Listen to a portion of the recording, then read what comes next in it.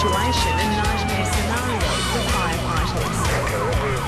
As a member of the Fire and Emergency Services Authority of Western Australia, fire services or local government fire services, you are required to take an active and effective role on the front line of a wide range of emergencies.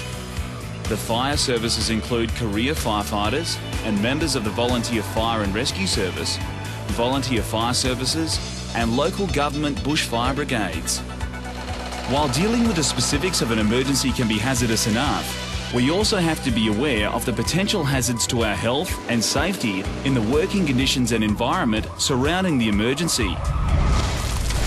With summer coming and our climate becoming more extreme each season, we all have to manage occupational hazards like prolonged exposure to heat and sun, fatigue, and exposure to smoke.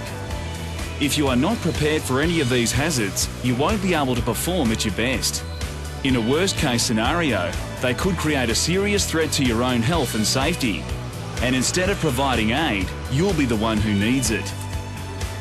To manage these hazards, you need to take time during every call-out to be aware of the hazards that are present, assess the situation, and to address the issues you have identified. Knowing what to look out for is the first step. This DVD will introduce the major hazards to be aware of in the areas of heat illness, sun safety, fatigue, and smoke management, and explain how to deal with them correctly. Please pay close attention to this information.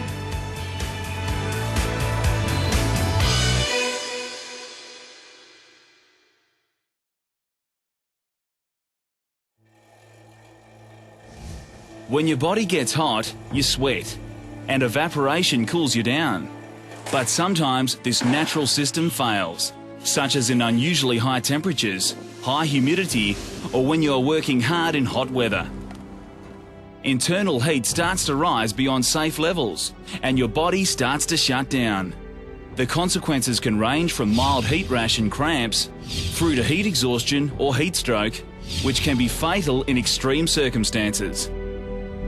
Level 2 PPC and hazmat further inhibits the body from cooling through sweat, as your body is unable to dissipate the heat.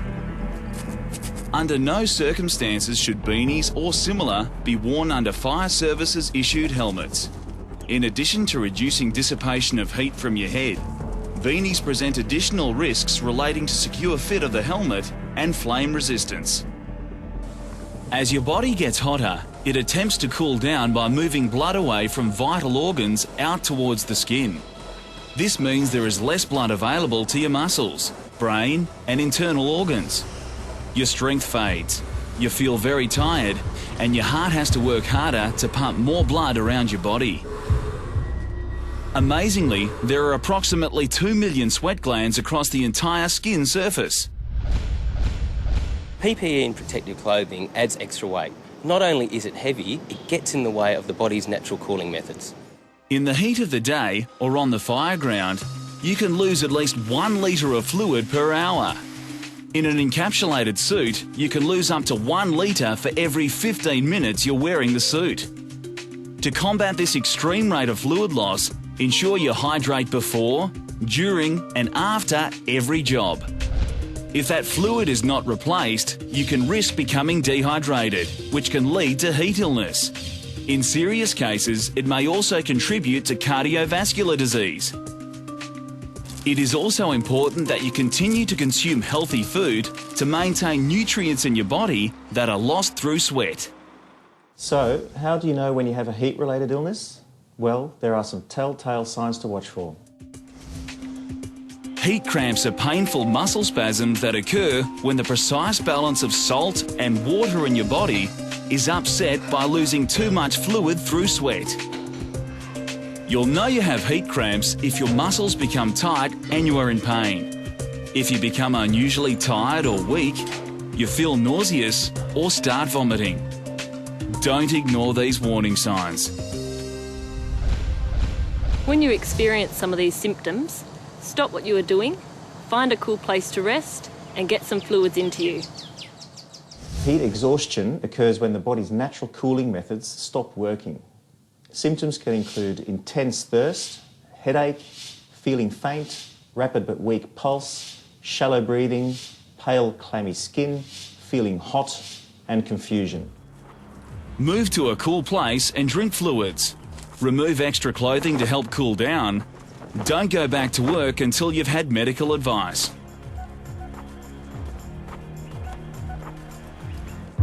If your body temperature continues to increase, heat exhaustion can lead to heat stroke. Heat stroke is very serious. It can come on rapidly and cause you to become confused, collapse, lose consciousness, or have convulsions. It can have irreversible effects and can even cause death. The symptoms to watch out for include rapid, strong pulse, hot, dry skin, high temperature, flushed face, irritability, confusion, and lethargy. So if you experience these symptoms, move to a cool place, remove extra clothing, sponge yourself down with water and replace fluids. It is a medical emergency, so get to a hospital as soon as possible. Now you know what heat illness can do to you, how can you prevent it? Maintaining optimum hydration levels is the first and best defence against heat illness. Try to replace what you've lost by drinking slowly and often. On the way to the job, during the job, and top up after the job. Chilled drinks are better than warm drinks because they reduce your body temperature more quickly. Keep in mind your stomach can only ingest 1 litre of fluid at a time, so regular smaller drinks are much better than one large drink. Keep taking on more water and electrolyte replacement fluid after the job is finished. It's important to replace the volume of fluid you lost before you start another job. Avoid diuretic beverages such as coffee and soft drinks, as the sugar draws away water from the kidneys. The body tries to expel the additional sugar from the blood and increases urine, which can contribute to dehydration. Drinking coffee and soft drinks will actually make you thirstier. Heat illness is a stealth attack. It comes on while you're busy doing other things. So be aware of what your body is telling you so you can assess any changes and address them before they become problems. Refer to the Incident Refreshment Matrix to ensure you are following the approved hydration and refreshment protocols. For incidents longer than 1 hour, use the Energy and Fluid Replacement Pack. One of the great attractions of working as a fire services operational employee or volunteer is being able to work outside in the great outdoors. But too much of a good thing can be a problem, especially as many recreational activities are also outside. Australia has the highest rate of skin cancer in the world. WA has the second highest rate of skin cancer in Australia. On average, skin cancer kills 1,600 Australians every year. People at highest risk are those with fair skin, fair or red hair, blue or green eyes, or a freckled complexion. But everyone who works and plays outside must take adequate precautions against overexposure to the sun. And it's not just hot days that you need to be careful of. Most people get burnt when the temperature is between 18 and 27 degrees. The problem is not the heat, but the ultraviolet radiation. UV rays can be intense, no matter what the temperature is. And they can go through cloud, so precautions are just as important on overcast days. You need to use protection when the UV index reaches 3 or above. The UV level in WA is between 6 and 11 for most of the year.